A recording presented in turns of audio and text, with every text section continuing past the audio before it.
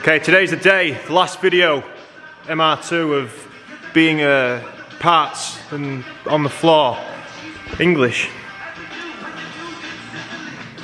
Now then, YouTube, today's the day. We're going to get the MR2 back together and forget about it, really. Yeah, going to put it somewhere. We might even put some new panels on it today, if we get that far, but get the engine in, get the suspension arms on, get it back on the floor. It's been sat in this configuration for quite a while now. Don't need to tell you the ins and outs, hey? This is the second weekend in a row where I've come up here to do this job and someone's been using my engine crane. The bastards. The last time it was an RB26, this time it's a Saab. The Saab engine's out of the combo again. Something going on with the gearbox. Right, so we can roll this car out of the way. Try and commandeer my engine crane back. We don't need that immediately, but we will do not too far away. Oh, and guess what I've done? Just wait for your dinner a second, right? Done something which I've been meaning to do for a while. One of the side engine mounts. If you can't get poly mounts, you must bodge the poly mounts. Yeah? Bit of tiger seal, never hurt anyone. Right, I'll get you fed. Have a bit of tidy up so you can get to your bed. Yeah?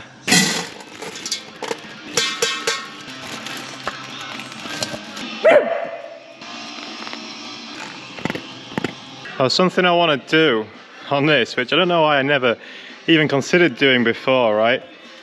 The number plate lights, okay, obviously I don't need them anymore, but I've kept them on all this time for unknown reasons. But I've got this bit of wiring here, right? This is for the rain light. So I went into the trouble of having one wire from here all the way to the switch in the front of the car, so I could switch on, that's just a ground, just to get 12 volt from the switch to the back of the car, right? So the question is, why didn't I just use the number plate lights, or at least one of them? Well, I should have done really, because then I would just turn my side lights on when it was raining, which you would do anyway, you'd have your lights on, and the rain light would come on automatically. But I didn't do that, I put a different wire in all the way. I don't know why I did that. I was just going to change this crash bar as well, but I thought I'd just bolt this one off. I've got a spare one up there again, but if you look in there, like this one's pointing like down south, this one's going up, this one's pretty straight, but if you look in this hole here, that bore, that threaded section there is meant to line up with that, which obviously it doesn't. So yeah, it's took quite a knock, and it's bent all the fixings. Like, we know the chassis rails themselves are fine, but this bit, you know, I think it'll be fine for a couple more races. If you remember, the actual Toyota sign was stuck in a bit, but nah, you know, worse things have happened at sea, eh? So we'll not worry too much about that. Anyway, today's focus, we'll get this motor in, yeah? So first of all, I need to get that mount back in there, the tiger seal jobby. I should probably change this mount as well, because it's got 2 studs when it should have 3. You see that, can't you?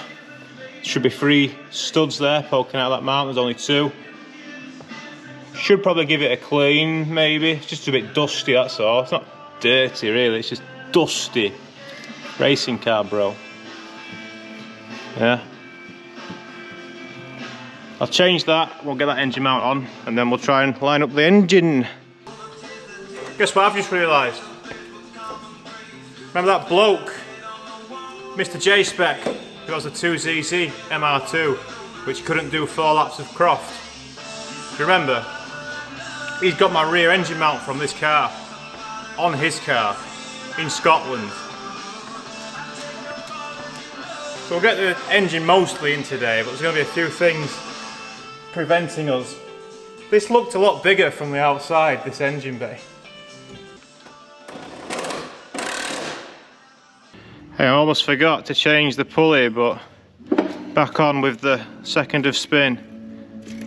Second of spin is king, right? Too much spin is bad. Yeah, anyway, thanks for the advice once again. Now, I can't easily change that mount, so I'm going to stay with a two-studded approach. Yeah. Got the new mount, where is it? So here, look. I've got a spare one, should I say. With 3 prongs, but we'll keep the quick release one in for now.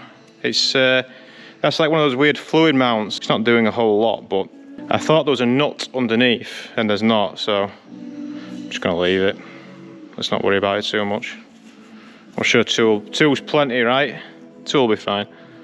Right, now I need to try and wiggle the motor in.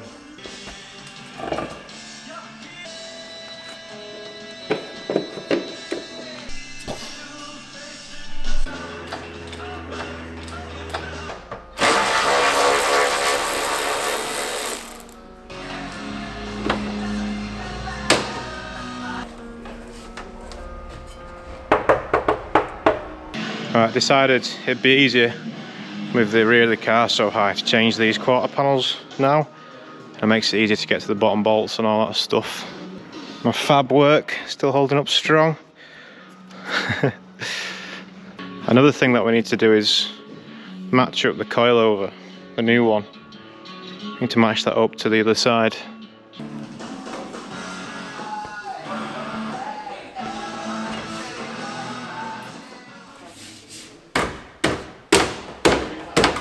Well, I tried to do this nice, but more broken bolts. Basically, I can't get anything to go into the sill now, so what I really need to do is drill out everything that's in there, but I'm not going to do that now because cannot be bothered. It'll do for now, just might flap at the bottom a little bit. Not very aerodynamic. I had this problem last year after the crashings, but both sides are on, panel-wise, so we can lower the car now and try and get the engine in. What do you think to the red and blue? Nah.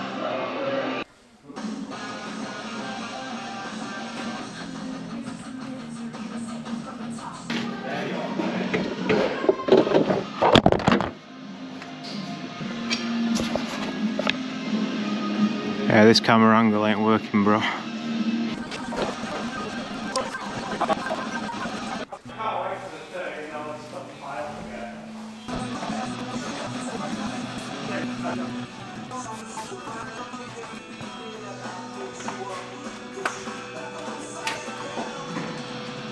Alright, engine's in now. Just going to lift the car back up, put some axle stands under it, and start connecting stuff. I've got the gear cables on already because they're a pain in the arse.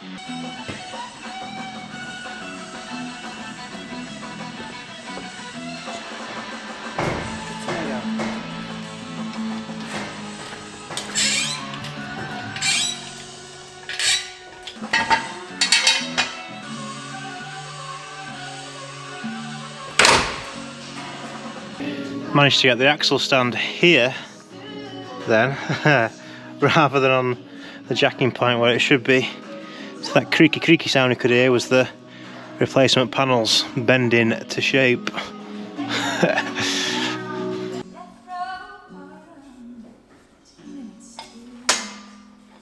Right, we've got all water hoses, electrics, all good, so they've got throttle cable and drive shafts and all that jazz. Been a right struggle to get some of these clamps on. I don't know what I would have used before. Pliers and struggled, but for some reason I'm struggling a lot more now. I want to get some of them posh pliers that have the, for the spring clamps. Must invest in some better toolage. Indeed. Day 2. Got a special helper coming up today. Gonna have to get this bonnet on. Special guest. I'm not ruining any surprises. I get the MR2 back together. Still. I've just changed the oil filter, yeah? Big job. Oil filter. Just have a look at that mess. We'll compare it in a short while and you'll see a miraculous transformation. Ooh. Wow, so much tidier. With only one slight problem. The arse of that box fell out, and now if I move it, the gearbox bits all over the floor. So I need to find a solution, an ethical solution, sustainable for the future. Yeah, I reckon that should do it. Right, we've got some help with us now. I've tidied up the bench so I can sort out the suspension arms. Sam is up, helping out. is going to be stripping the panels off and putting the blue panels on. Bonnet, left door, front wings. But for now, suspension arms. Right, to remind you if you're not aware, the reason I'm, well, there's a couple of reasons why I'm rebushing these old arms with new bushers. First of all, I felt like some of these were a bit looser than what they probably should be. Now I've just compared the inserts, these little sleeves I guess you call them, compared. This is Super Pro, these are the new ones, the old stuff are polybush.co.uk, I can't remember what brand it's actually called, but yeah, they feel pretty similar to be honest in the sleeve, so I was hoping it would be a lot tighter, but that doesn't seem to be the case. But I'm going to rebush most of these, not this one because it's got a split boot. But yeah, I'm going to rebush them. We're going to run the Super Pro to start with. There's some more things going on to try and increase stability. I'll let you know as we go through the day. Oh, you might have to switch the glass over as well, you know. Yeah, I'll have a look. I'll get the door out for you now. He's stuck? What's happening? Yeah. I can't think what that wire's doing. Just snip it. Go on. Oh.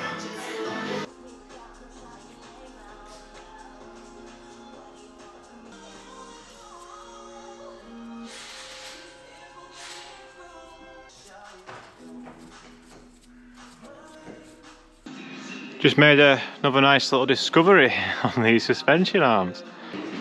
Notice anything different? I'm holding them both square at the bottom. This one's well on the piss. Well on the piss, it's bent to fuck anyway, eh? Compare it against the ones. So these are these are the spare ones. That's what they should look like. Yeah, it's a wee bit kinky. Right, that's the new arms, all sorted out, prepped. Yeah. So that was an interesting discovery. That this chap here was a bit bent. A couple of remaining bushers, these go in the hub, and one of these that's in the hub is a bit more torn. To be honest, these weren't that bad at all. You know, gave them a clean up and everything, and you know, negligible difference between these. These are about 2 years old. They've done, you know, quite a lot of track time, and yeah, they're in pretty good condition to be honest. But yeah, we've got a bent arm, so that's not going to be helping things, is it?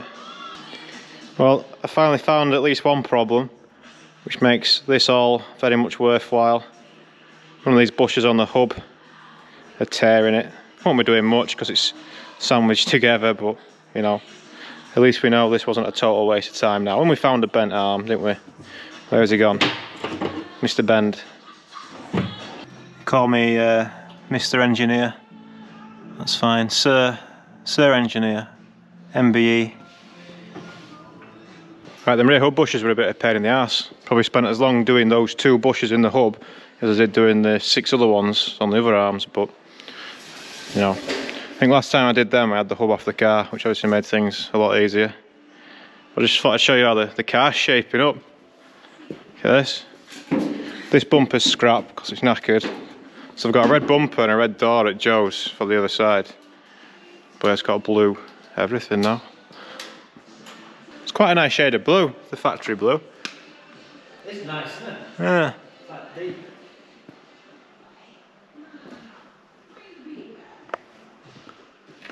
A bit darker than the DC5.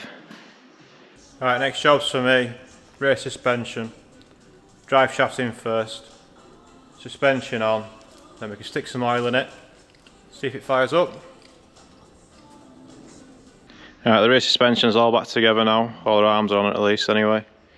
All that's left to do is match the shock absorbers. So this is the bent one, the bent BC coilover. This is the passenger side one. This is the new one. Now I made it easy for myself when I set these up before, because the actual body is right up to just where the, should I say, the bracket here is right up to the body, so that's nice and flat here. And then we'll just match the threads there, and hopefully it'll be something like. I'm gonna have to give the car a full alignment anyway, because I've had everything in bits. So if the ride height is off slightly, I can sort it out then. But yeah, we've got that gap to get rid of. and loads of spares. It is very satisfying working on a brand new set.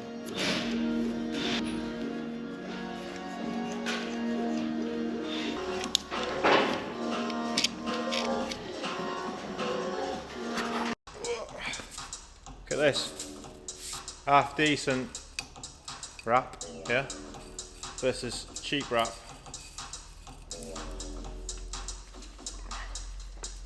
That's why you don't buy cheap heat wrap. Yeah, I need to redo that. Alright, all I've done is changed the lower shock bit. Remember, I stripped these down and everything. Just line them up, there we go. They're pretty much the same anyway. All I've done is change the bottom bracket. So yeah, that'll do. Put these on. So I'm going to put the manifold on. Sam's going to put the front wheels on. Manifold on, rear wheels on. I need to heat wrap that exhaust, but we'll come back to that in the future. Chuck some oil in it, fire it up, call it a good video.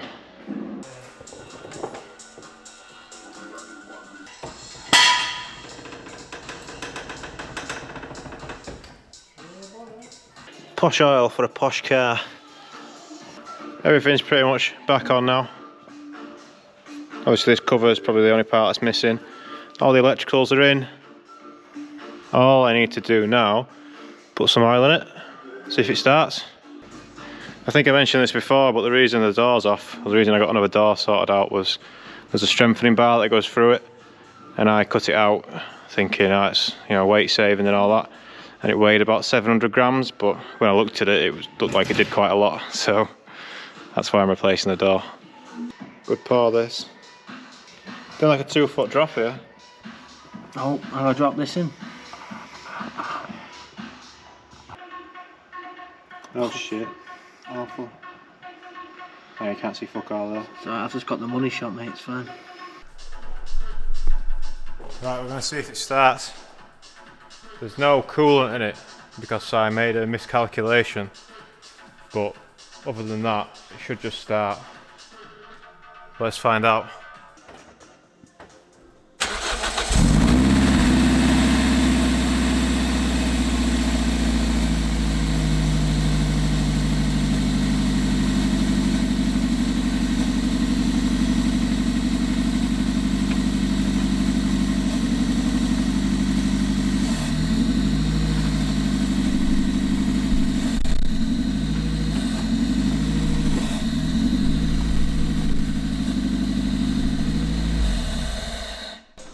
It worked.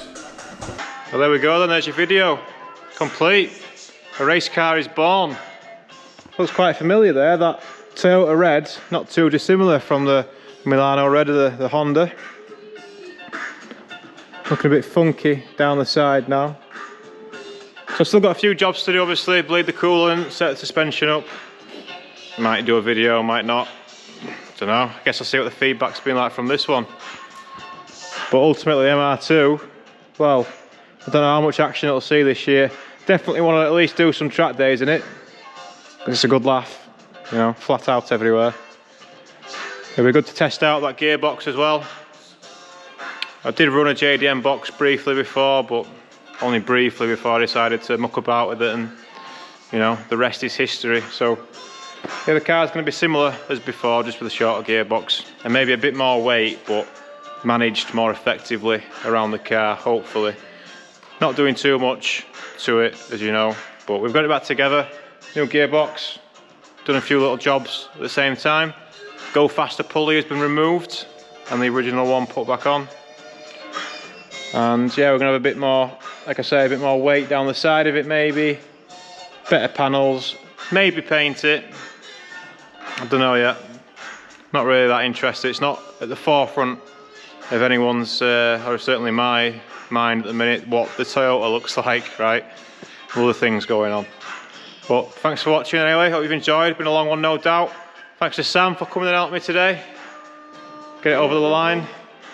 I'll see you in the future video. Thank the Patreons. And goodbye to the sleepy dog. Yeah.